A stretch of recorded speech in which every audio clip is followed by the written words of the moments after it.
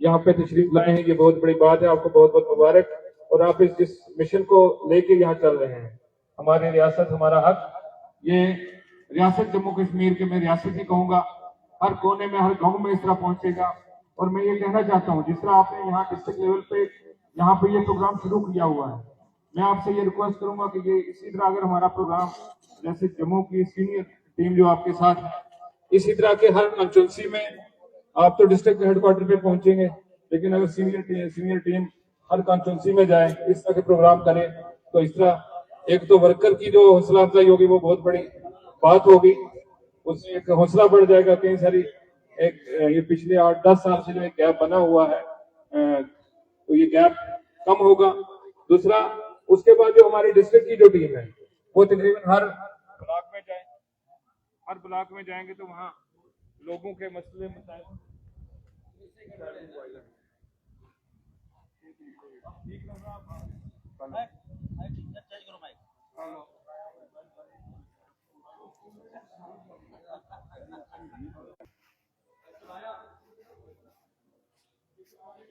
तो कांग्रेस का कार्यक्रम जो है वो रियासी के नई बस्ती इलाके में जसवंत पैलेस में इस समय चल रहा है।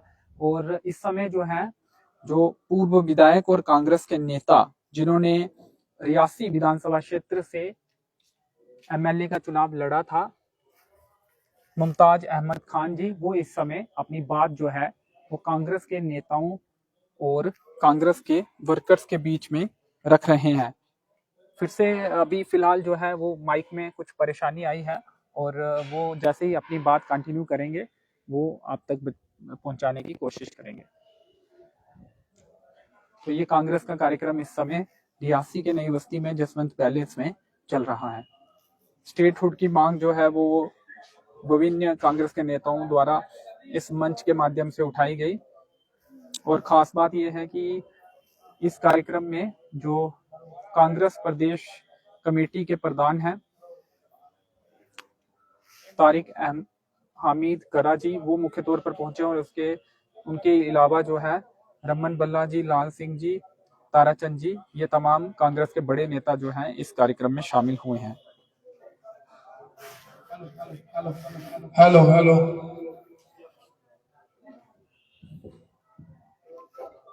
आपसे ये कहूंगा कि इलेक्शन के दौरान जो 2024 का हमारा इलेक्शन हुआ, बहुत मेहनत की हमारे साथ में। मैंने जैसे कहा कि गाड़ियां तोड़ दी गई, हमारे बुजुर्ग होने के अंदर थे, उनके साथ धक्का मुक्की, मार पिटाई की गई हमारे लोगों के साथ। उसमें हमने प्रोटेस्ट भी किया। रमन बल्ला जी से मेरी हम रात को यहाँ बैठे रहे, और लेकिन एडमिनिस्ट्रेशन के कहा तक जो नहीं लेगी, और एडमिनिस्ट्रेशन ने पूरी तरह उस पार्टी की मदद की। शराबें खुलेआम बांटी गई, पैसा खुलेआम चला, लेकिन कोई एडमिनिस्ट्रेशन की तरफ से कोई स्टेप उस वक्त नहीं लिया गया। मैं ये कहना चाहता हूं कि हमारे लोगों ने इस मुश्किल वक्त को देख के भी, लेकिन 21,000 वोट पार्टी की झोली में रखा है, ये बहुत बड़ी बात है, जो एक छोटी बात हमारे लिए नहीं है। बाकी रही इश्यूज की बात, इश्यूज यहाँ पे बहुत सारे हैं। अगर मैं इश्यूज गिनना शुरू करूंगा खासकर रियासी डिस्ट्रिक्ट की, तो मैं जैसे मेरे साथी ने भी यहाँ कई सारी बताया, हमारे सलाल डैम है यहाँ, लेकिन सलाल डैम का हमें बिल्कुल भी यहाँ पे फायदा नहीं है।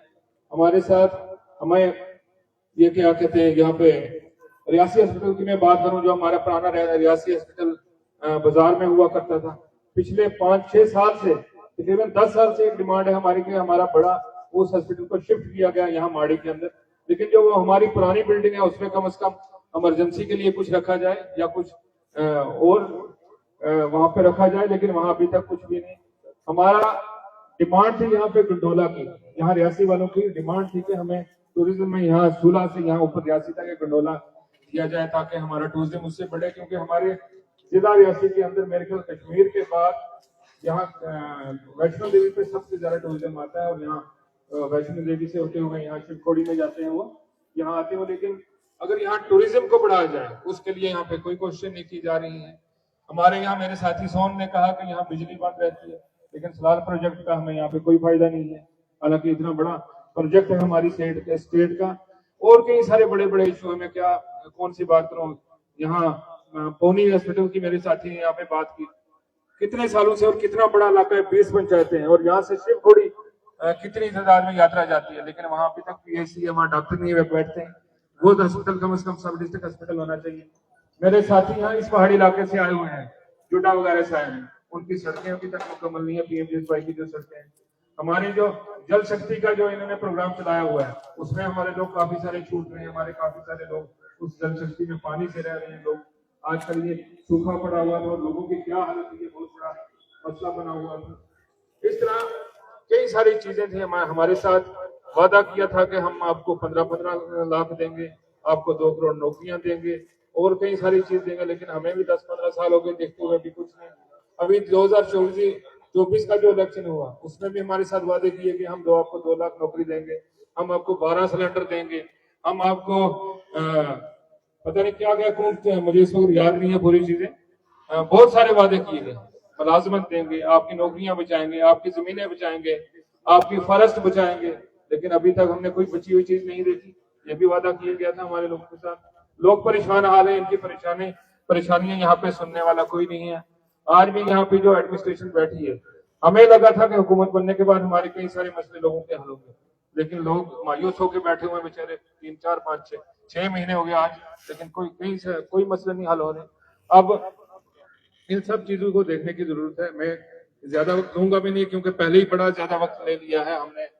आप लोगों को आज सुनना है, और आज जिस मकसद के लिए आप यहाँ पे आए हुए हो, तो हम इंशाल्लाह हमारी जो पूरी डिस्ट्रिक्ट रियासी है, जिला रियासी के हर एक फर्द आपके साथ इंशाल्लाह शामिल है, और हम आपके साथ रहेंगे। शुक्रिया।